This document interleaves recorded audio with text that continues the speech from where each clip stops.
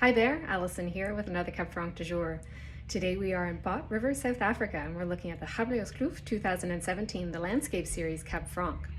The winery was established in 2001 by businessman Bernhard Haynes, and their winemaker Peter-Allen Finlayson has been on board with them since 2015.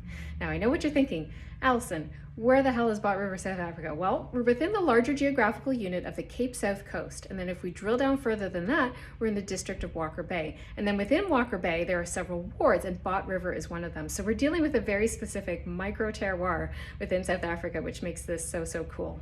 So Bot River is a valley. It's flanked on either side by the Groenlandberg and the Babylonstoren mountain ranges. And these two mountain ranges help to funnel in the cool breezes coming off of Walker Bay to the southwest. Now we're only about 20 kilometers away from the Atlantic Ocean here, so there's a strong moderating influence from this large body of water. Now the climate is characterized as cool maritime, and there are these cool breezes that do come in off of Walker Bay in the afternoons that help to lower the overall vineyard temperature.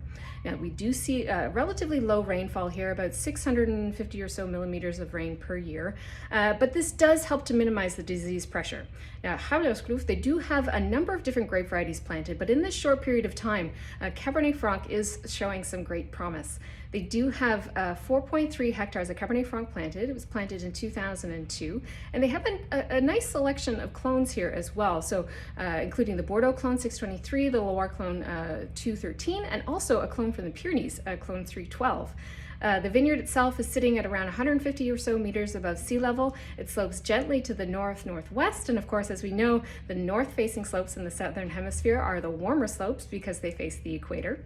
And there are two distinct soils in Bot River, Table Mountain sandstone and then Bockveld shale. Now, where this Cabernet Franc is planted, we are dealing with this Table Mountain sandstone, which Chris Keet, the viticulturalist at the estate, tells me is bloody ancient. And it is. These are very old soils. They were formed around 510 to around 400 or so million years ago. They're predominantly a quartzitic sandstone. And then here in this block of Cabernet Franc, the topsoil and the subsoil are heavily structured, quite rocky, quite stony, with a high percentage of sand. And then there's sort of mix of these shale fragments, a bit of quartz, and then in the subsoil there's some iron oxide clay minerals in it as well. These soils are very well draining, and they're also low in fertility, so this helps to kind of reel in and balance Cab Franc's natural vigorous tendencies. For the 2017, all this fruit was hand harvested, and the fermentation was done with indigenous yeast, and they left 20% of the fruit whole cluster, and then the rest was destemmed.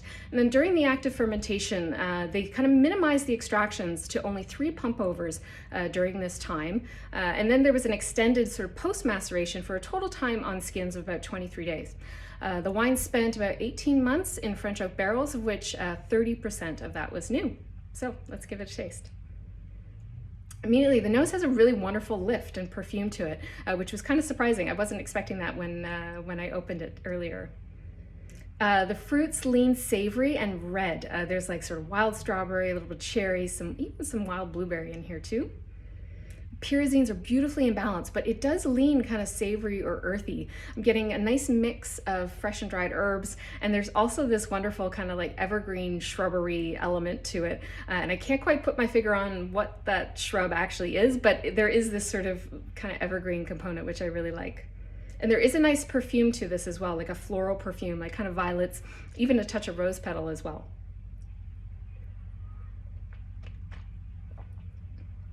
This has such great acidity, really lively, really mouth-watering, and all those same fruits come through beautifully on the palate as well.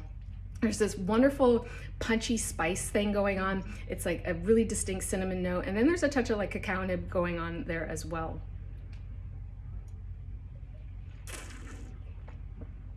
The tannins in the mouth, super silky. And then they have this really fine-grained, kind of grippy texture to them on the tongue. They really kind of hug the tongue in that way. The oak, super well integrated.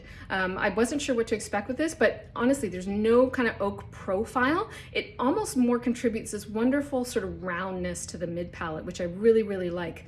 In terms of the overall structure of this wine, it's lean, it's savory, it has this sort of chiseled, fine bone structure to it, and then it's coupled with this wonderful kind of dense sort of concentrated fruit profile that kind of helps to kind of balance that structure. But what's really defining this wine is how elegant it is. It's very finesse driven.